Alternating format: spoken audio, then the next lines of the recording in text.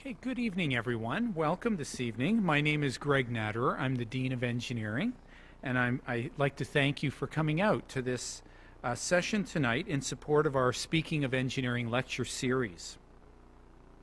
I'd like to extend special greetings to our guest speakers this evening. So to my far right, Dr. Suzanne Hurley, Florian Villome, and Ama Asubantang. Will be joining us this evening. I hope I pronounced your name correctly, Ama.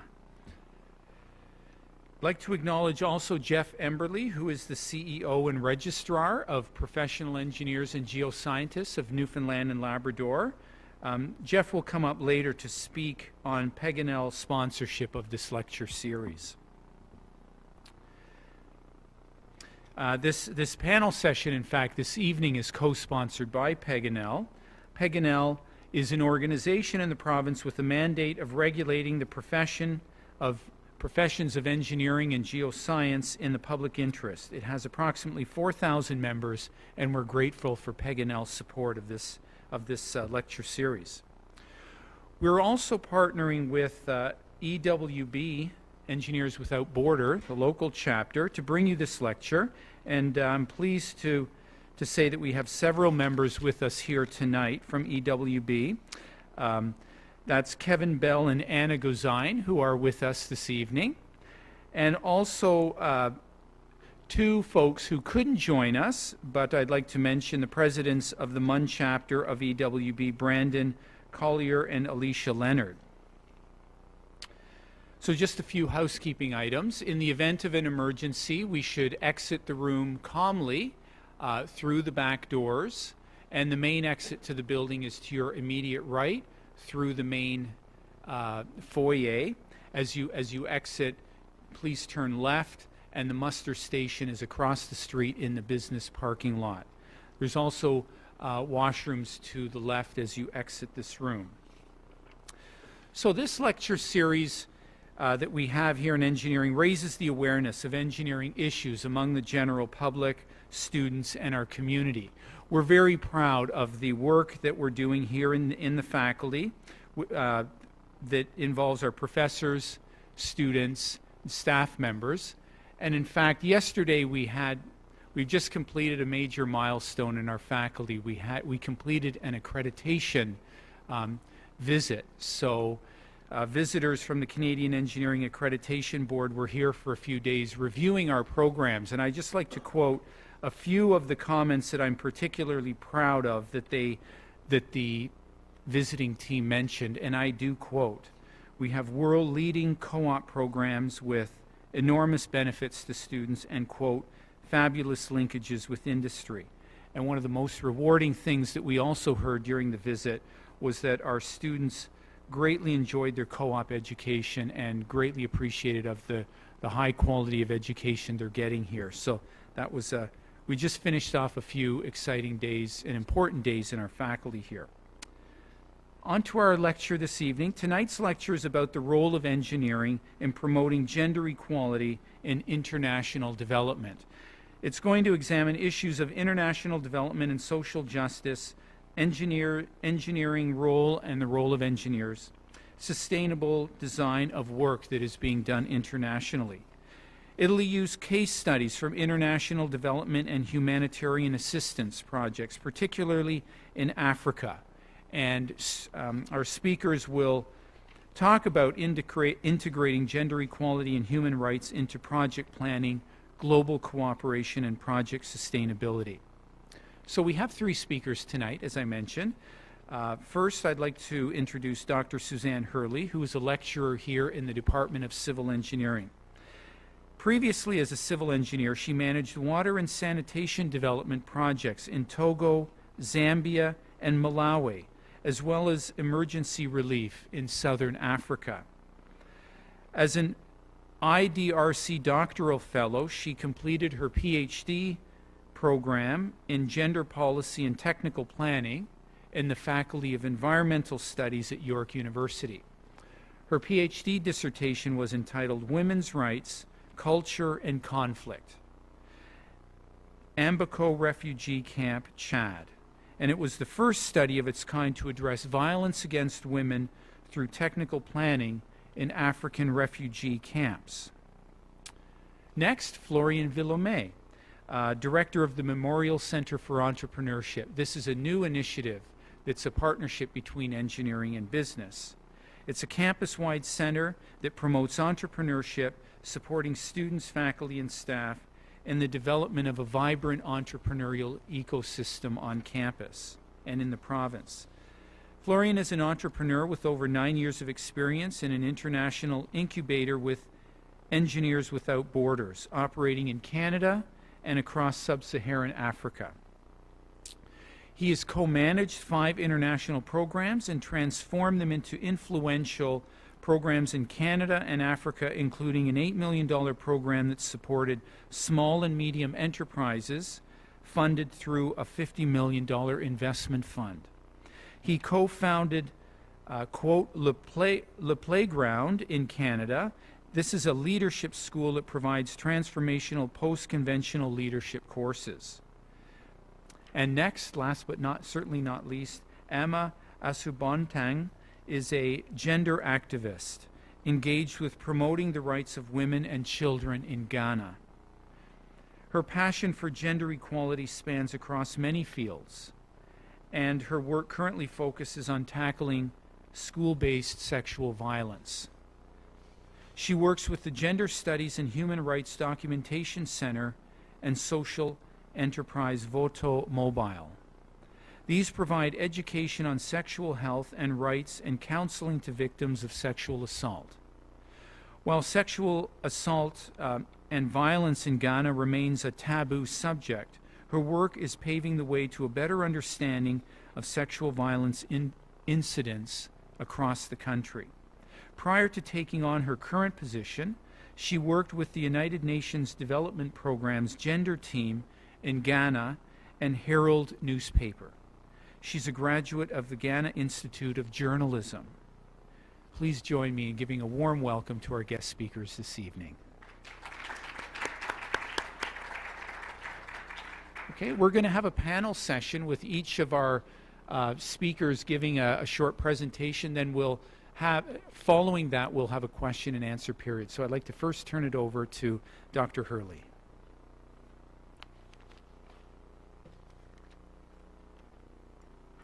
Thank you, Greg. All right, so I'm going to try this here. All right, so I'm going to be talking here tonight about issues of women and equality in the Global South. And I'm particularly going to look at how international development engineering projects can contribute to gender equality, with the caveat that if gender perspectives are included during project planning and implementation. And I'm going to do this in the context of a case study of water supply in Malawi. So first of all, Canada. We gave $5.8 billion, or we gave $5.8 billion to development initiatives in 2015. The assistance was given to support economic, environmental, social, and political development in the Global South, and the focus was poverty alleviation in the long term. Being good global citizens, we follow the Sustainable Development Goals. And those are the 17 goals that we put together, that the international community put together through the UN after the 2015 Millennium Goals had finished. So if you look at it, number 5 and number 6 are gender equality and clean water and sanitation. So a lot of our resources as Canadians in our international development budget go there. So lots of potential for engineering work in water and sand for Canadian engineers. Thinking about gender, though, unfortunately, when you look at the indicators for sub-Saharan Africa, they're the indicators that are the worst for gender inequity. Some of them I've popped up on this slide. There's estimates that 2/5 of all African girls are married before the age of 18. Some countries, such as Chad and Niger, you've got 1/3 of young girls at age 15 married. And that's primarily because there's no recourse for them, because they have systems of law that actually follow the traditional legal system rather than a civil code. So there's no recourse if they're protesting the injustice of this. With 11% of the world's population, Africa accounts for more than 50% of maternal death. So if you're a woman in Africa, you have a 1 in 31 chance that you're going to die in childbirth. Whereas if you're here in Canada, you've got 1 out of 4,300.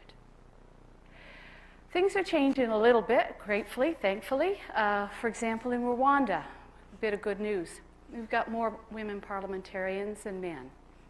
And that accounts for some changes in legislation and various laws that are for the fight against these practices of gender violence against women, gender inequalities. Things are looking up now in Rwanda, but not so much in other parts of sub-Saharan Africa. Then if we look at the sixth goal, the global water crisis, we've got it pegged at number 1, global risk, according to the World Economic Forum. We've got more people owning a mobile phone today than owning a toilet. Okay, and 1 in 10 people lacking access to safe water. Since 1990, the decade of clean water, we've got 2.6 billion people, additional people gaining access to improved drinking water, but we still have a long way to go. We've got 663 million people still without water. And each day we've got nearly 1,000 people, now these are 1,000 children dying of water and sanitation-related diseases. So this all comes together, the water and the sanitation, when we look at water and sand and gender in sub-Saharan Africa. We've got nearly half the world's population without clean water. They live in Africa. We've got sub-Saharan Africa with 61% coverage of potable water, which is pretty desperate. And we've got women and girls sharing the burden of this.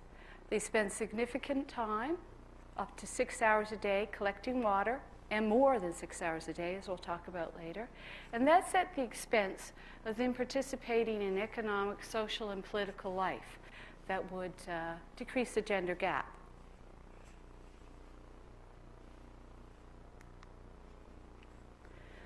So then what's the role of clean water in achieving gender equality? Say if you're an engineer and you're overseas and you give sustainable water supply, what happens? Well, you're reducing the time spent in fetching water. You're reducing the time that women spend fetching water. You're reducing the time that women spend caring for people that are sick.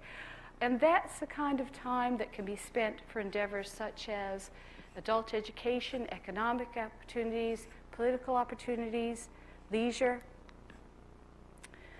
You're increasing the privacy that women have in water and sanitation facilities. And also, a really big problem in Africa is sexual harassment when women go to collect things like water and wood. Really big problem. There's lots of programs about that. If you're giving this potable, sustainable water, you're reducing that. And also, there's higher rates of child survival linked with increased potable water. It's linked to smaller family size. So women that are actually having fewer children have less household responsibilities, and again, it increases their opportunities for personal development. So you're not having children, you have less child mortality, that sort of things, and then you're not getting pregnant as often. So engineers working in the water sector actually can contribute to gender equality as long as the infrastructure is sustainable. If you, as I just explained in the last few slides, if you're over there as an engineer and you've actually participated in a program in sub-Saharan Africa, it's sustainable, you're really going to help women achieve entrance into political, social, and economic spheres, which is the definition of gender equality. So I'm just going to move on right now to a case study in Malawi.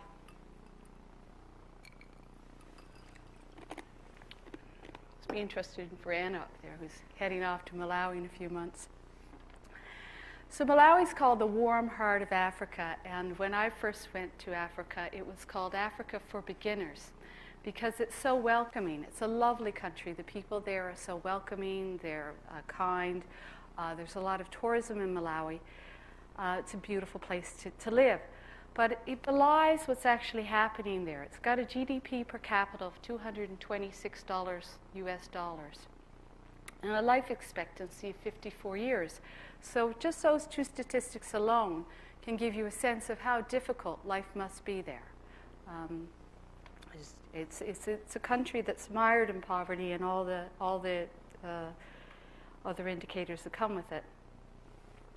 And there's a water crisis. There's 1.7 million people in the country without access to safe water. And then there's also 10 million people who don't have access to sanitation. So waterborne diseases and diarrheal diseases are epidemic there. And you have over 1,700 children per year dying from these diarrheal diseases.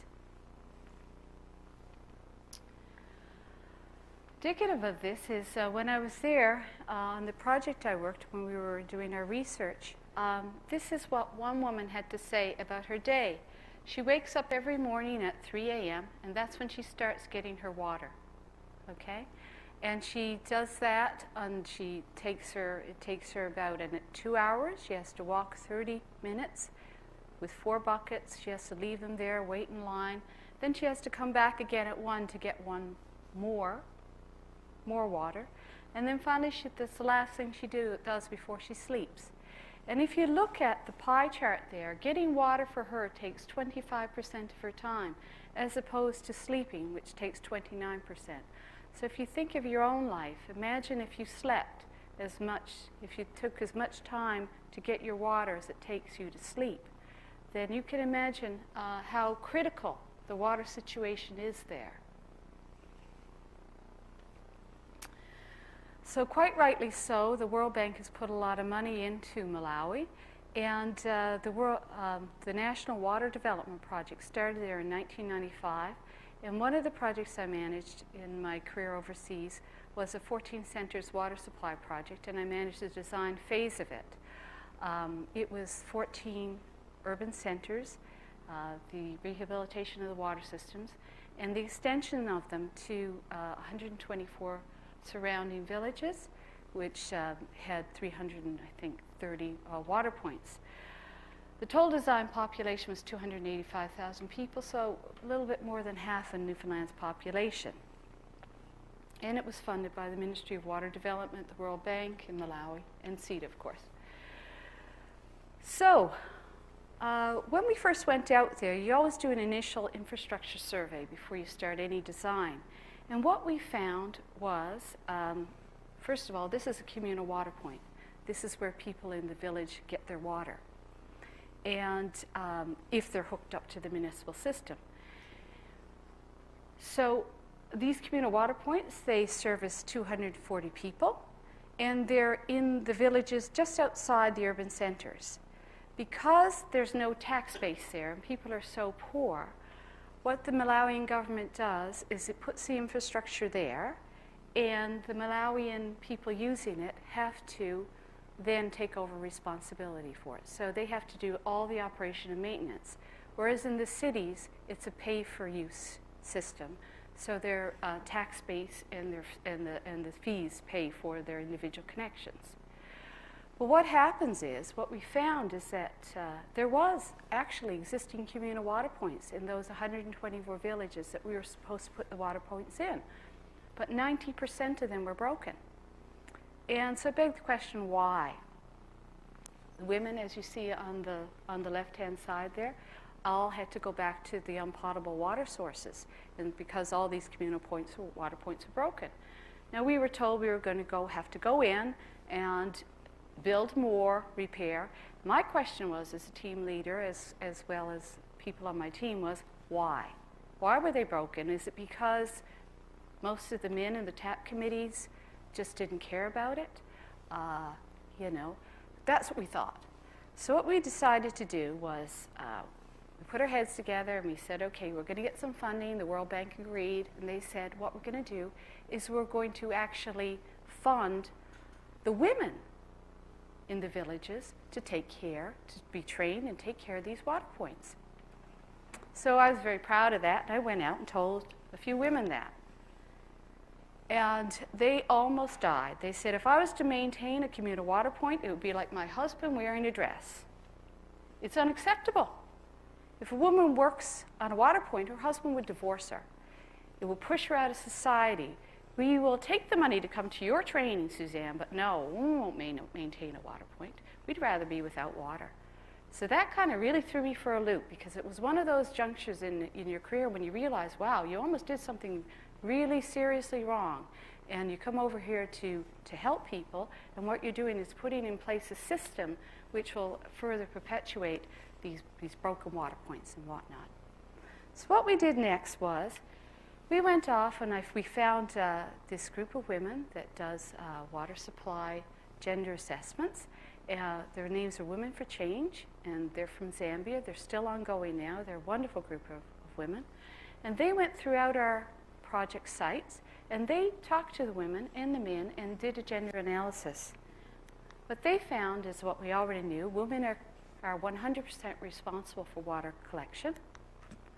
They found that men are responsible for water supply community decisions, such as hours of operation and communal water point and operation maintenance decisions. Then we found that women are responsible for doing unpaid community work, okay, such as the work that we were going to be asking them to do after the project was finished. And men do not engage in unpaid work. And we found it socially unacceptable for women to perform technical duties. So the bottom line was that maintenance of the communal water points were failing because there was a conflict in gender roles. Okay, so unpaid work was the role of women, and technical repairs was a male role. And they were so far apart that nothing was going to migrate between them. So what was happening was no one was available to maintain these communal water points, because they were supposed to be maintained for free. So what we did then was, in 300 community meetings, again, the World Bank stepped in, gave us a whole whack more money, and we had the project team in the Ministry of Community Development, as well as the Ministry of Irrigation and Water Development. They worked with the communities over a period of 6 months.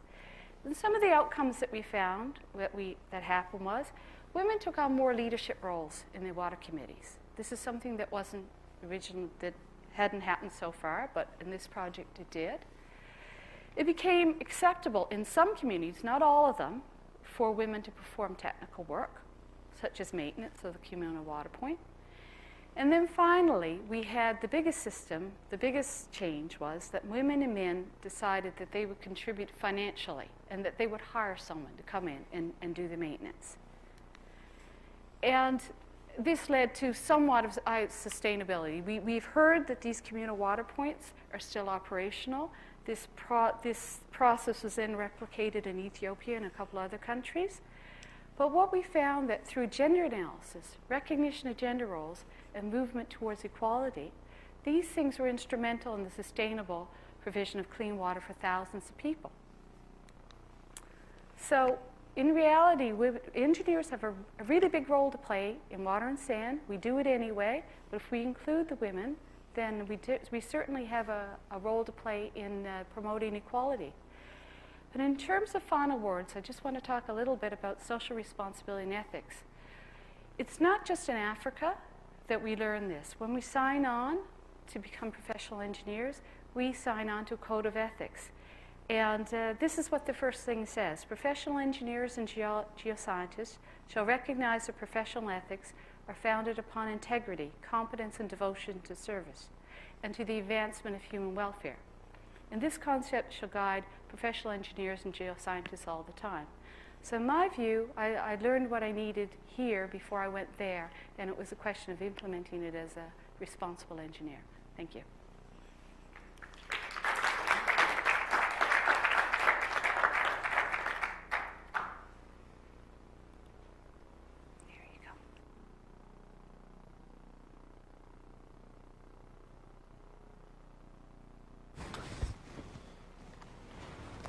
Can you hear me?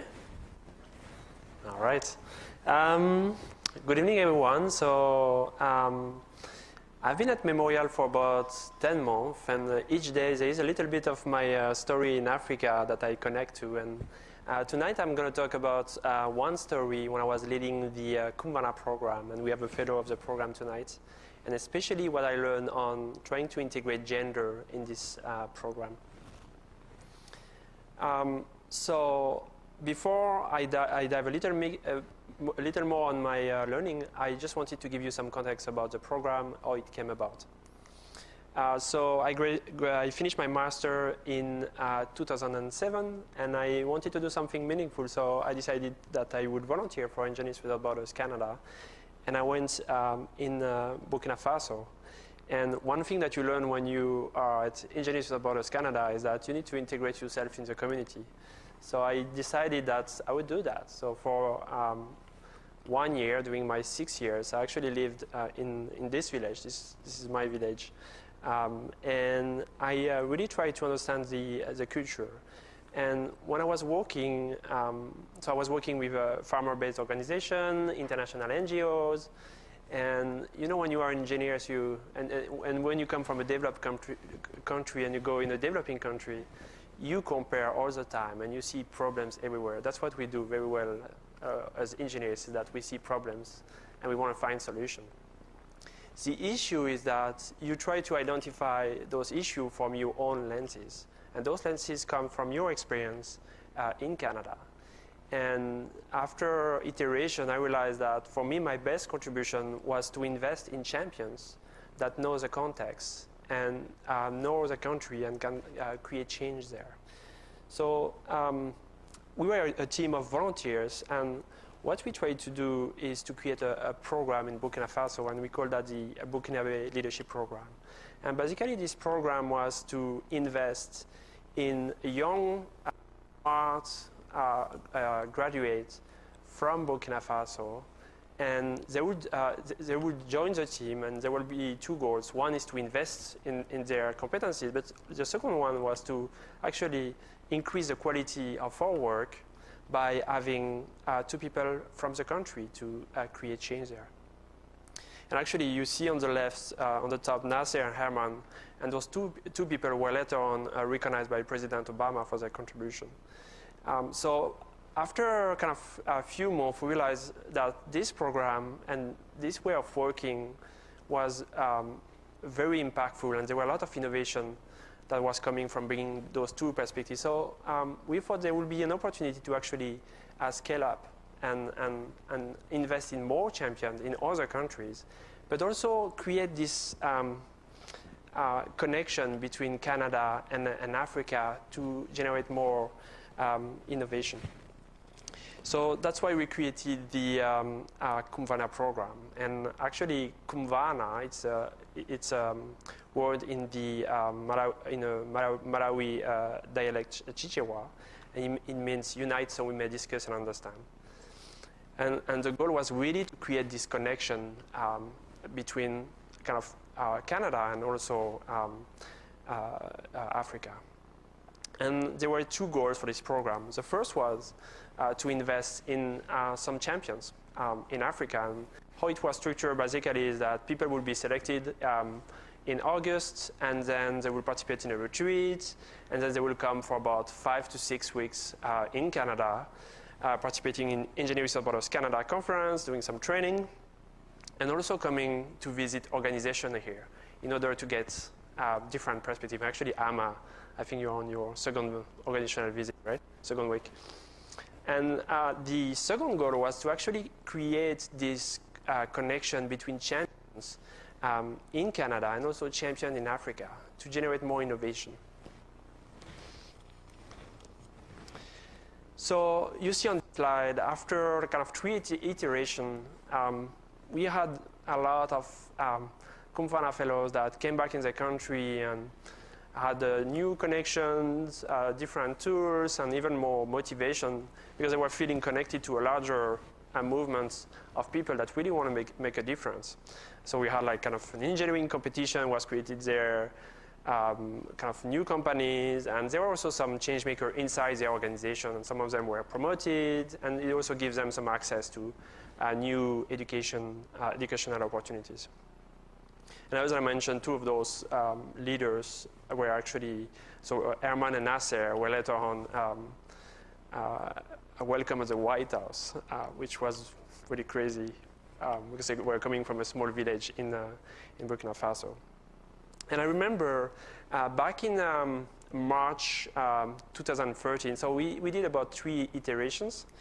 And I look at this, I was looking at different pictures and wrapping up the program. And at one point, I look at this picture. And what I realized that I was struck by something. We only had one woman. So there was something that we were doing wrong.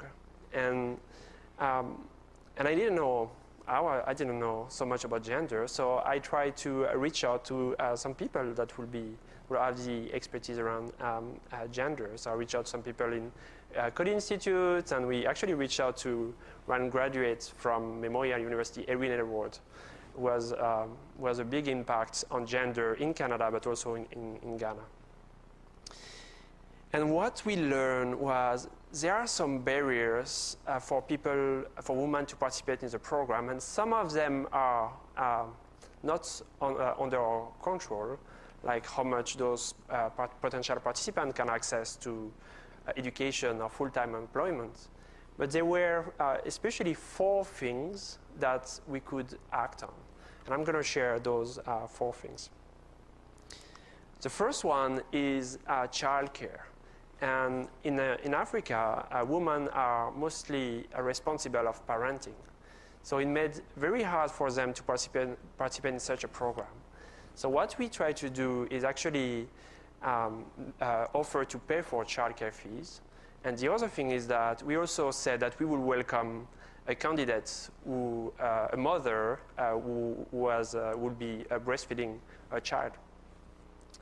So that was the first one. The second one is that we realized that we had a bias on how we were selecting candidates. And we had this criteria where we were selecting candidates for how much they were extrovert. But what happened in Africa, often women are expected to speak less, and they might actually be judged sometime when they speak more in public. So what we did is that we actually changed some of those criteria to make the program more welcoming to a diverse style of leadership. The third one is the intention. So if you don't ask for something, you're not going to get it. Or there is a low chance you're going to get it. And we were not intentional at attracting women to the program. So what we did is that we actually clearly mentioned that we wanted a female kind of candidates. And the last one, and this one I found very interesting, I didn't know that so much before, is the age. So as I mentioned, in Africa, women are mostly responsible of parenting. So it means that they need to take care of children. And if you add to that often they need to evolve in a male-dominated environment. So what happens is that they will arrive in position of leadership at a later stage. And initially we set a maximum age of 40 years, and we were actually not attracting women, and it was a main cause of this issue. So we actually increased, just for women, the maximum age to 50 years. What I found very interesting is that the following year, so this is a picture of the following year, and so before we had like one country was 10% of female leaders in the program, and the following year we had actually 30%, and actually the year after we got 50%.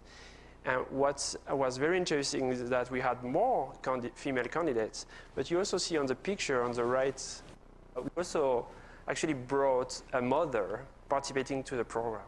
It was a lot of logistics, but that was very meaningful for her, but also for other women in Canada and also over there, to see that you can be a mother and be in a position of leadership.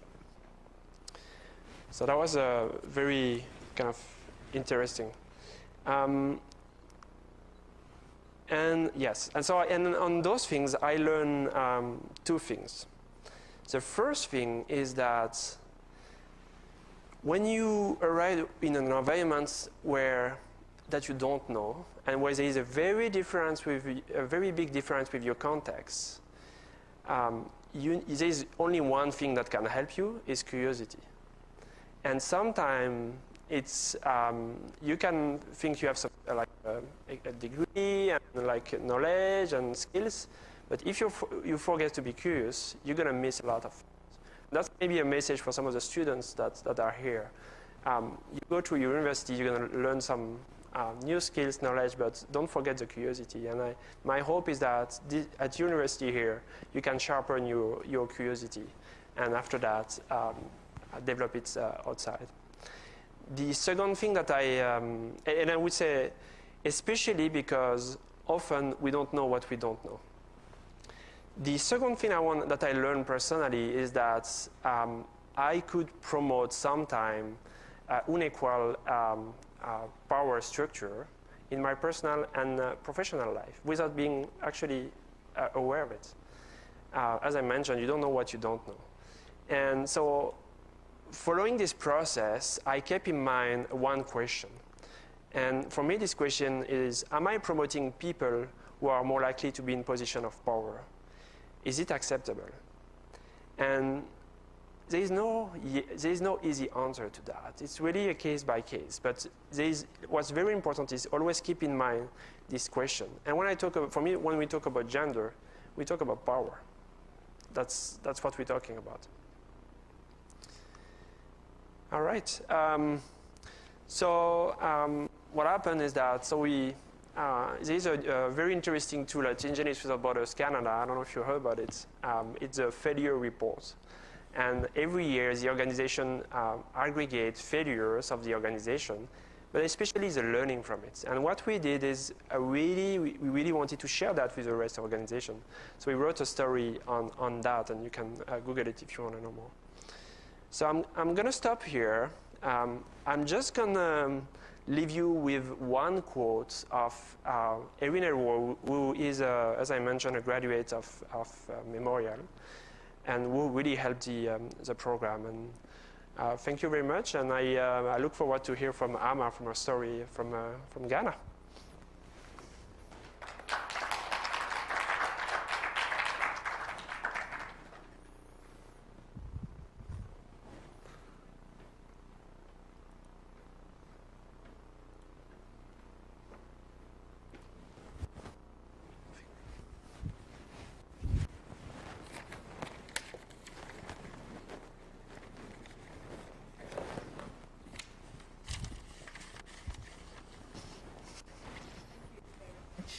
Can you hear me? Okay. Thank you very much for this opportunity.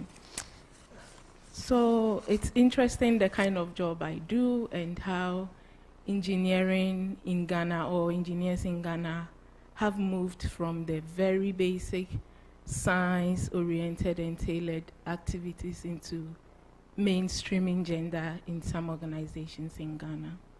So I work with Votomobile Technologies, and this is a very tech-based social enterprise in Ghana that seeks to bring both customers or audience of different organizations closer to their customers or publics. So we provide interactive voice response. That is the main medium we use, and that is also from an engineering background. So through voice recordings, text messages, and others, we are able to connect with a whole range of people, because in Ghana, we just don't speak one dialect. We speak about 45 dialects, out of which I only speak 5. So to be able to connect with all these people, you need to have a very simple medium of connection, and that is the use of mobile phones. So through Votomobile's technology engineering background, they came up with a software that is able to collect phone numbers from the mobile telecommunications companies that we have, and then organizations will also come to Votomobile. Depending on their particular project, they give us what they want their customers or target groups to hear.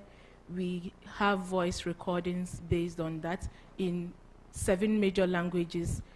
We have 7 major languages that are very popular in Ghana that almost everyone understands. So depending on which region you come from, you receive a voice call or a text message from your service provider or organization regarding a survey or questions or improvements or your comments about their service, and you are able to respond. So a typical example is the voice prompt you receive on your phones when you want to reach your service provider call center or hotline. Press 1 for this, press 2 for that. So that is what we also do. So we deal with farmers, we deal with banks. We've currently started dealing with IMF and the World Bank on some of their partnering projects in Ghana. So my major excitement, the engineers moving to a gender role. So sexual violence in Ghana is happening, and we don't talk about it. We know it's happening, but we don't talk about it. You need to trade sex for getting a job, you need to trade sex for getting promoted in schools, and a whole bunch of other things. You need to do a whole lot of things to get your way through, and the price you have to pay is sex, whether you like it or not as a woman. And you need to keep quiet about it because it's very shameful to talk about it. So Voto Mobile created a technological base that provides voice messages to young students from primary school, which I hear is called elementary school here in Canada, to junior high schools. So we piloted this last year, and it went very successful. So on that database, students are able to flash into the system, and then I, the hotline operator, I see the requests for callback, or I also see the number of people who want to reach our service. Then I call back based on the system or the message they have left. So you have the liberty to choose what time we need to call you, what day we need to call you. And this is all based on confidentiality because we don't want to get in the hands of the wrong person who might be the perpetrator committing the acts. So you leave all these messages and then we call you back. You only leave them by pressing the numbers on your keypad. You don't really have to talk. So we have all the voice messages that if you need to speak to a live operator, press this. If you want to talk about sexual and reproductive health, press that. If you have been assaulted, press that. So you follow it and I get a detailed response of everything that you want to do. We have also, through this project, established gender clubs in some selected schools in Ghana, and it's just in 2 regions, Greater Accra region and then the Brong-Ahafo region. This is also to see how effective it will be because we want to teach young people the proper gender roles as opposed to the traditional ones that really does not favor women and children in the country. And with these gender clubs, we have also provided them with cell phones that they can flash into the hotline when they are in school and they face any kind of challenge, or they may choose to hide somewhere and flash into the hotline. And by the way, flashing in Ghana is you dial the number you want to call, and at the second beep, you just cut it because you don't want the person to pick it up. And we are doing this because we don't want children to feel burdened to be the one paying for the call. Because in Ghana, you buy your call credits as and when you want or based on the amount of money you have on you. So we don't want them to bear that cost, and we want to bear that cost of calling them back. All they have to do is to flash into the hotline and then we will call them back.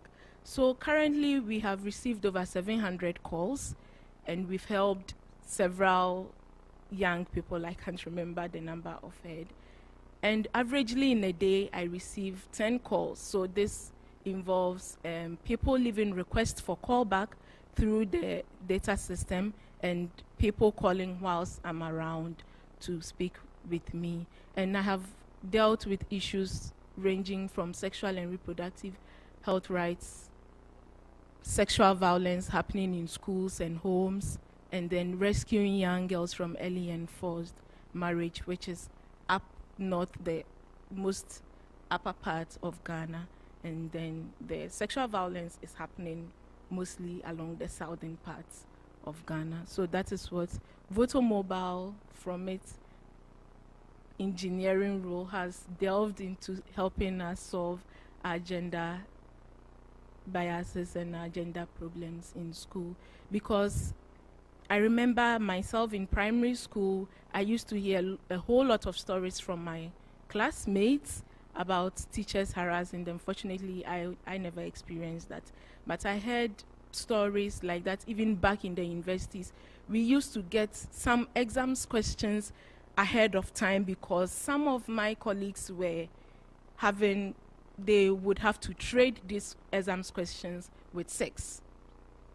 So we would have the exams questions about 3 or 4 days to the exams, and we all know what we have to write. We all know the answers we need to give on the exam sheet because one of us has traded that with sex, which is very bad. And when you want to talk about it, they have a whole pile of defense for themselves because male dominance is still strong in Ghana, and you are not supposed to disrespect the man. You are not supposed to disrespect your lecturer. You are not supposed to disrespect your teacher. All you need is to be quiet. And I like it when Florine said it because it's so true. As a woman, you are not supposed to talk much. You are supposed to be quiet. I have been shut down as a child for so long because there were things I didn't feel they were right at home, but I would be asked to, hey, shut up, you are only a child, you don't need to ask questions. So if we grow up with this belief and kind of upbringing, it will really not go on well for the rest of us, especially for the generation behind me, which I believe will be far better in terms of dealing with sexual violence and women's empowerment issues in Ghana. Thank you.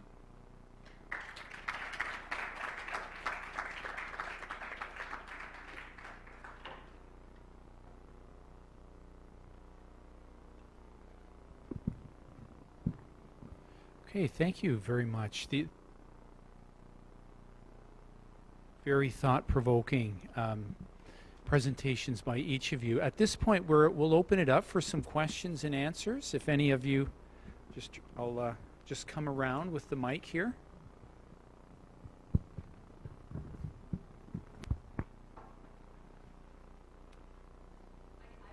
Okay. I have a question specifically for Susan. So I know that you mentioned that some of the outcomes that came out of the project that you were working on was that the ideas of women working on technical projects started to change.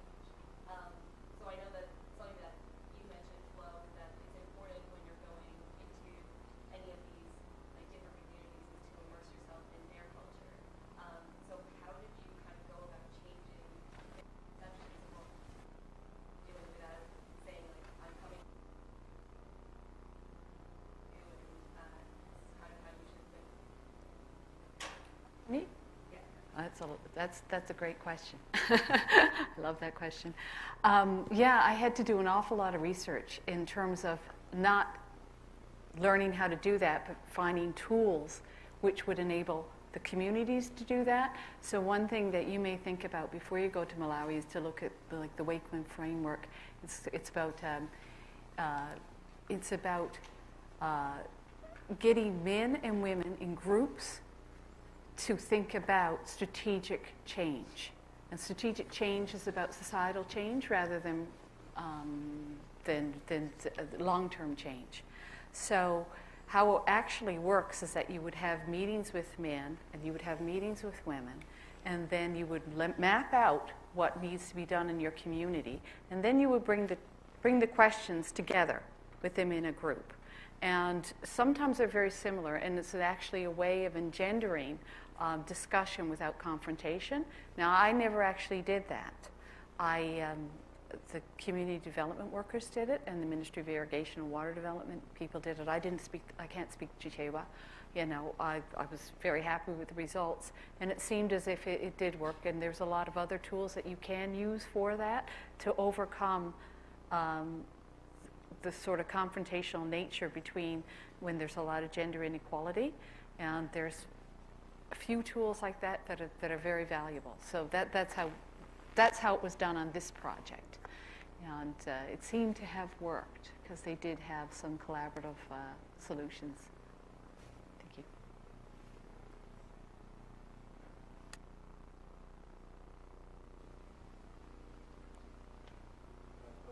Okay, yes. So, I don't think I Maybe in the back. So. Oh, you do. All right. So, in each one of your experiences, what's something you've seen that would make it easier for women from Africa to move into leadership roles, and to particularly move into roles where they would be the ones planning and implementing development projects?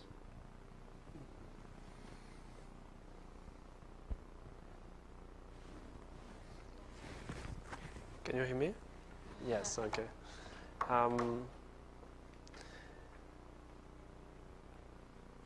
No, I'm good. I think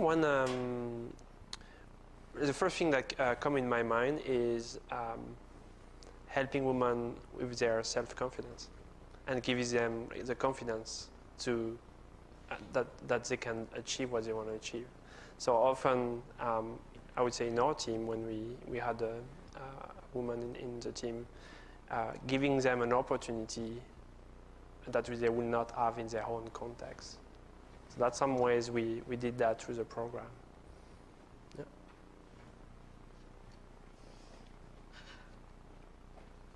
And for me, I'll also add that achieving that will be slightly tough because gender roles are kind of embedded in our cultural responsibilities as well. But one other way we can improve this is to give women voice, or give a girl child a voice in every kind of decision we make. So currently in Ghana, we had our elections in December, and we had the youngest member of parliament being a 22-year-old girl. So when she stood for the primaries, the primaries is the first election she has to go through to be able to stand in for a member of parliament election. We had all the women groups and most young people in Ghana rallying behind her. I didn't come from her region because it's very far from where I come from, but we made sure we supported her in every way that we could.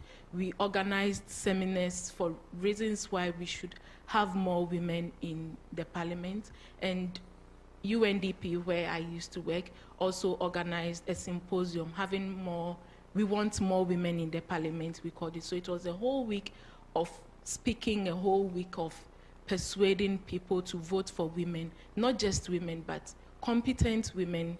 One of the challenges in Ghana people, especially our male counterparts, puts to us is that, okay, you want more women. Is it because you don't have more women? And the answer is yes. Then they ask again, do you just want women because women are less privileged, or we want women because we need them and we need qualified people? So we need to organize some form of support, which I'm always available to give my young girls. And then I have older women also who gives us support, and other young people support. So I know that through this network, we'll gradually wedge something up that will change.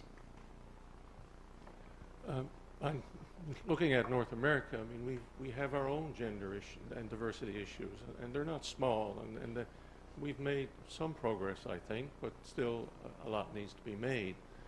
But when you look at some of the problems that you described, they're going to take a long time to solve too. And can you make any comment as to the time scales and the difficulties of reaching the broad mass of African people in these particular areas, and how long it's going to take, and the mechanisms by which it's going to happen? I don't have a... It's a simple question. Yeah, I mean, like, I don't have a specific time frame, but I would say more we're gonna have role models in those societies, as you mentioned, and more those women are connected, more there will be, for me, a movement that's gonna be created. So I don't know how long it's gonna take, but I think by investing in role models in those societies, I think we're gonna dramatically accelerate the number of women that are empowered and that challenge the status quo. And I also believe putting a time frame to it will be difficult. So just as you said, it will take a long time, but we will get there. I know my mother's time wasn't as better or wasn't as good as my time now. I remember after high school, my father's friend asked my uncle who was taking care of me then, "Oh, so are you going to allow her to go to the university?" And he answered yes. Then this man was very upset. "So why are you allowing a girl to go to the university when she will only end up marrying a rich man?" So that is the kind of belief some people still have. And even looking back, that is the kind of understanding some men still have. So even they wouldn't allow their children exceed high school. That is the end. Sometimes junior high school, and you are forced to marry as early as age 16. So if we have more role models, more people preaching about the need to push women and girls forward, we will get there. And I know in Ghana now we have more women in so many organizations as we used to have, and working with UNDP also as a gender auditor facilitator, I realized that even within the UN before in Ghana, we didn't have a lot of women holding up high positions. But now we do, because everybody is striving to be the best, and then education has also become a benchmark for all of us. So gradually we will get there. Yeah.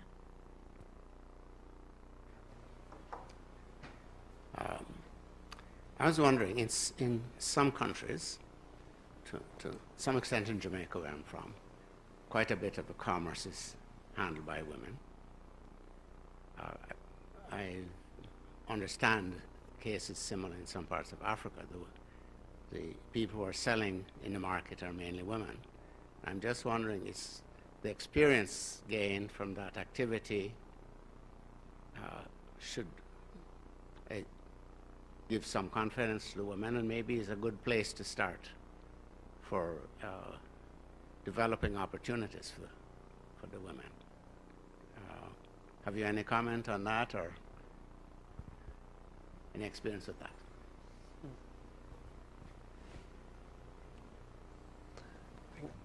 I understood that what you're saying is that there are a lot of women on the market selling products, and you were suggesting to leverage those kind of leadership activities to empower women? Okay. Yeah, with women, local women in the market, is that it? Yeah. We have groups, women groups, who give them financial literacy, some fair knowledge in how to save their monies at the banks, because initially they wouldn't do that. We've had a whole bunch of people coming in and deceiving them. And we also go to schools and markets. When we were about starting our project, we had a whole 3 months of survey going to the market, discussing with market women what they feel about sexual violence and domestic violence, and what they feel would be the best way to solve it in their own language, and how they would be preferred to be treated as women and not as second-rate citizens. So occasionally, not just my organization, but we have other women groups who go about in these small market villages and at town hall meetings to educate these women and to empower them in their own small way. Now in Ghana, we have more women empowerment programs than we used to have when I was younger, and this is also helping. At least now, my hotline number is easy for them to call. Currently, I just don't deal with children. I have women also calling in. So we do have these kind of empowerment programs for them. Oh, okay. One thing I would add to that is, so those roles on the market are traditional roles, and you can leverage the fact that women are on the market and empower women based on that. But I think there is a much more kind of provoking approach, which is to give opportunities to women to be in position that they are not expected to be, because it makes it challenges society, and it challenges also kind of the perception of roles of women. And that's, I would say, with the program Kumbana, that's what we're trying to see to do too, is giving more opportunities for women to travel. Because what happened is that when those women came back, and when all our fellows came back, when you have been outside your country and in a developed country, there is something, it seems like you are more respected because you have been there in the developed country. So that's how we leverage that.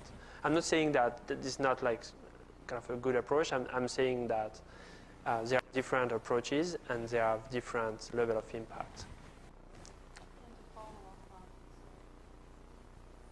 To follow up on the couple of questions that came from up here, I think what's really important in terms of women, in terms of being a person, an international worker in Africa or in a developing country, is to realize that women's rights are human rights and not to accept what's the status quo. So what you're saying right now is that you have to give them opportunities outside their normal range of opportunities. I found one thing, problematic attitude I found among aid workers sometimes is them thinking that this is culture, so this is okay. And it actually wasn't. So just to back you up on that, challenging these cultural norms that that promote gender inequality, I think, is a good strategy if you're going into a developing country. Yeah. One thing I wanted to say was just the diversity of experiences you guys had. The level of development in Malawi is completely different than the level of development in Burkina Faso, completely different than the level of development in Ghana. It seems you're kind of at different phases in the wave of feminism. I would even be ostentatious enough to say that Africa is still in kind of that first feminist wave movement, whereas here in Canada, we've had several waves. So I guess my question is, how can you support this first wave of feminism when you can't even have your basic necessities taken care of, like running water?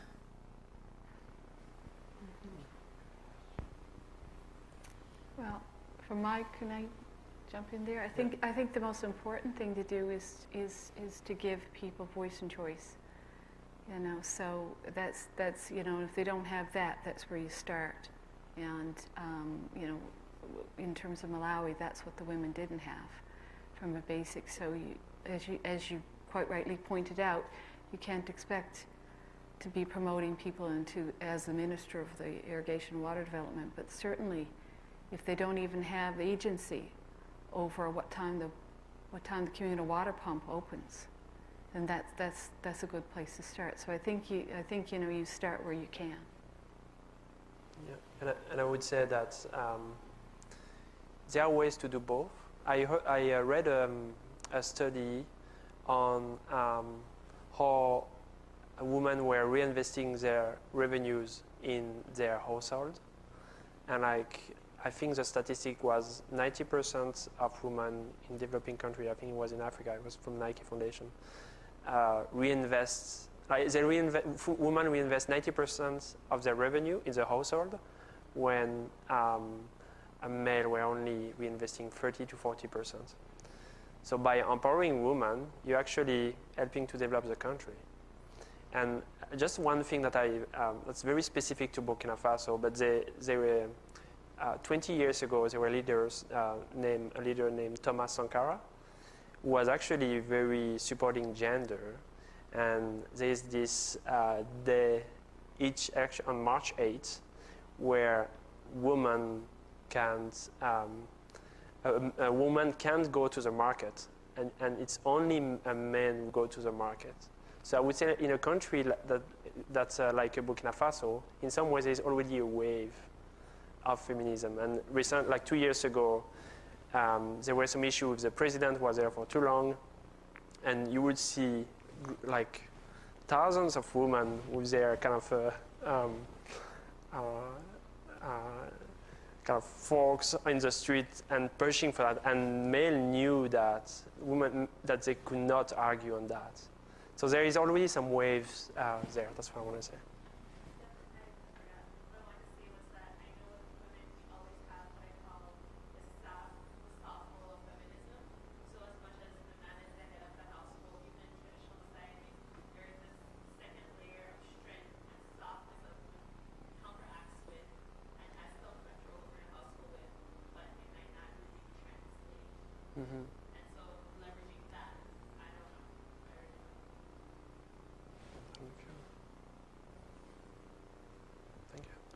Okay, are there any other questions? Well, seeing none, I just would like to add, I think as we can all see tonight, just the questioning, the very engaged discussion, you can see how much each of your talks has deeply touched all of us. Very, very moving presentations and a topic that we're going to be thinking about a lot as we go forward. So I'd like to, on behalf of the Faculty of Engineering and Applied Science, provide each of you a small gift of our appreciation, a token of our appreciation. Let's thank each of our speakers again for wonderful presentations they gave tonight.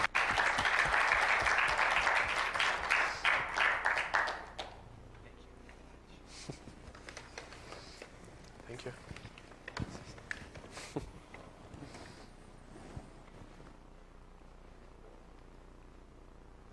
At this point, I'd like to welcome Jeff back to the front to say a few words on behalf of Paganel. Jeff.